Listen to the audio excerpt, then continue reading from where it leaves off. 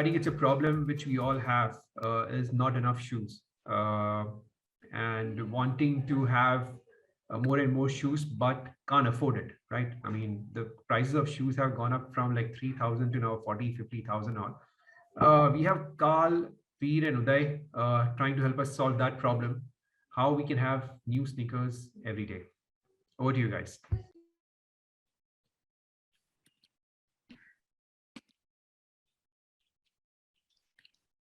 Yeah, hi. So have you ever wanted to buy the newest Jordans or Yeezys, but been deterred by the price? Well, you're not alone. 98% of our target customer base cannot afford to spend on multiple pairs of hype shoes. We found this to be a big problem amongst not only our friends, but the general age dynamic in our city. This is where we come in. We're Carl, Uday, and Veer, and we are Shoebox. Our business is in the fashion rental industry, and we rent out hype brand shoes like Jordan and Yeezy. According to a survey we sent out, 95% of the people are interested in our idea, and 80% felt that the pricing system is fair. The main issue was hygiene. However, we tackled these shoes by frequently dry cleaning and wet cleaning our shoes. The main thing about our business is what differentiates us. We rent out hype shoes, whereas the other companies rent out more luxury brands. And there's a difference between hype shoes and luxury shoes. Hype shoes are released in more limited supply, so the price of the shoes vary depending on exclusivity. Some of the well-known brands are Off-White and Bape. However, luxury shoes are sold in higher supply and they're at fixed high prices. And hype shoes are more popular among our age dynamic. Companies in India like Farfetch and Cop Underdog only sell new and used shoes for high prices, and with the customs charge, it gets really expensive. This fits the desire of our customers to have access to various shoes for various occasions at affordable prices. We market our shoes by posting on social media accounts like Instagram and Facebook and things like that. And our marketing style is very unique. So if you see our Instagram page, it's not like most others. We post memes and NFTs and stuff like that.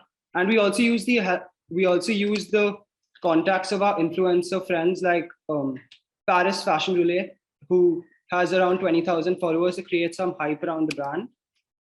In the future, we will use the services of other companies like Presto and WeFast to clean and supply the shoes. In December, when we had our peak sales, we tested out these companies and they worked really well.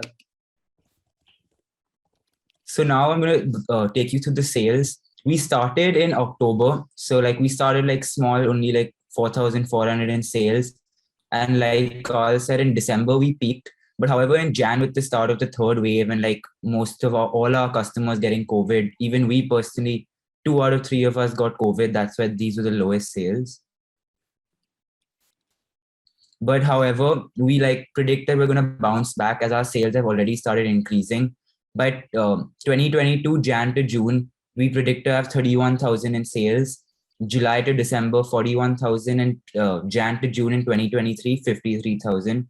These are also really conservative estimates because we'd rather not like give you like a really high projection and then under deliver. We'd rather give you a more realistic projection and then strive to excel more than that.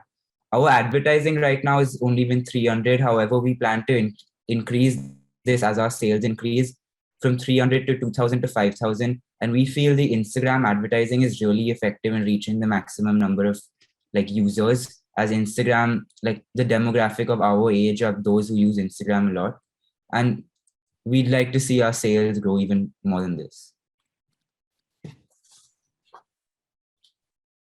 These are just some of our customer reviews from like people like Zahan, Bafna, Hartej, Swani. Some of these are completely new people. Some of these are our friends. Like Agastya Panikar is a guy who just reached out to us on Instagram. And these just show that how our pricing system, everything seems fair. And one more thing is that in mid-Feb or in March, we're going to double our pricing per night from rupees 400 to rupees 800 to like increase our sales a lot, as we've seen that 400 rupees a night has been a overly fair price and most of our customers are okay with the 800 rupee price as we've checked. We initially kept it low to lure customers in, but we always had a plan that once our business takes off, we'll increase it so that we can invest in more shoes too.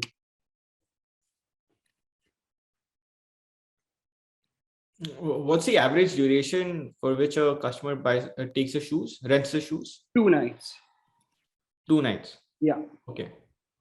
And what's the price of these shoes typically? Like what range? They range around 18 to 25,000. We pre-owned most of these shoes, and some of the shoes, like a few pairs of women's shoes, we bought from people that we know for like lower prices, which were in very good condition.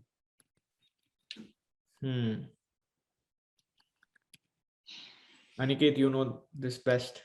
Look, I think look, from a cultural point of view, look, it makes sense, but from a business point of view, very hard. I'll tell you why. So, in theory, you buy a sneaker for 20,000 rupees. In theory, if you can lend it out for 100 days, you make 400 into 100, 40,000 rupees, right? And you make 22,000 rupee profit in a year on a single unit. And then you multiply that by 100 sneakers, you made 22 lakhs a year, hypothetically, right?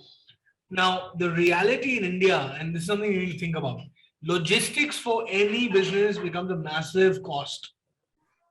So the 400 rupees, 800 rupees, unless you're selling at least 1,000 rupees worth of rentals each order, you're not going to make money.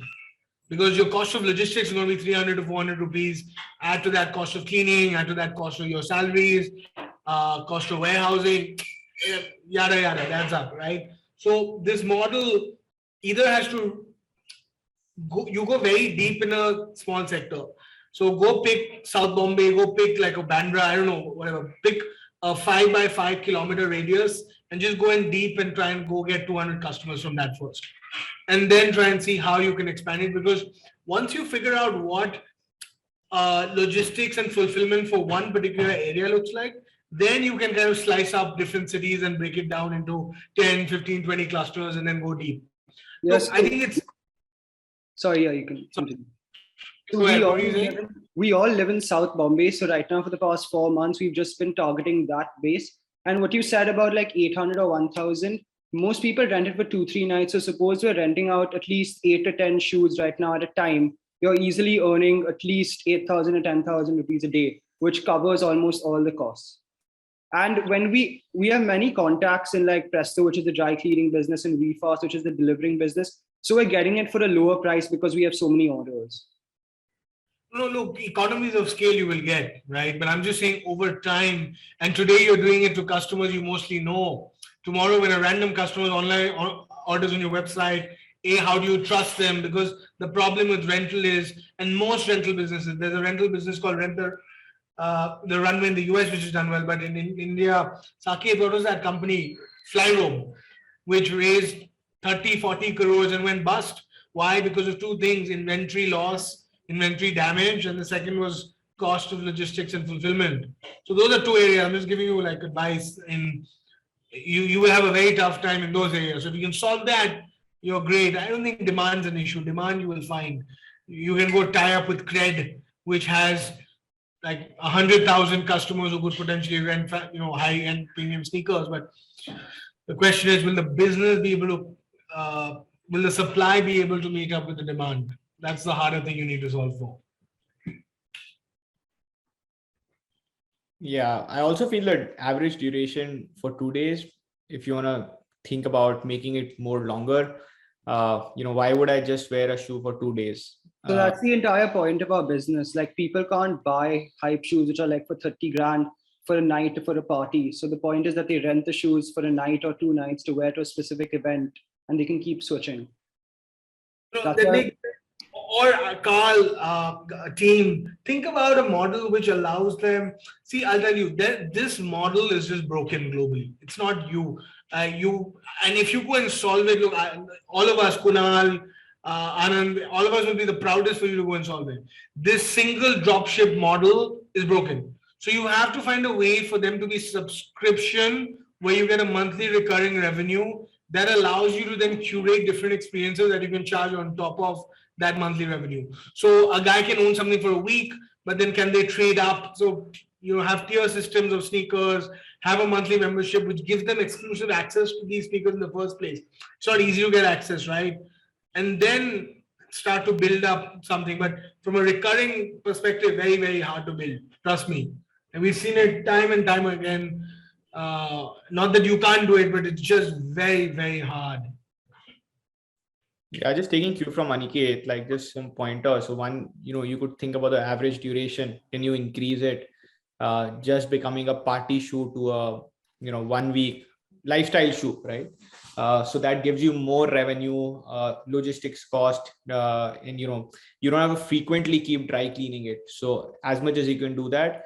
Second, taking cue from some of the people who said subscription, like every month, you send them new shoes, because if they are anyway trying out shoes for a party, they might want to just change it every month.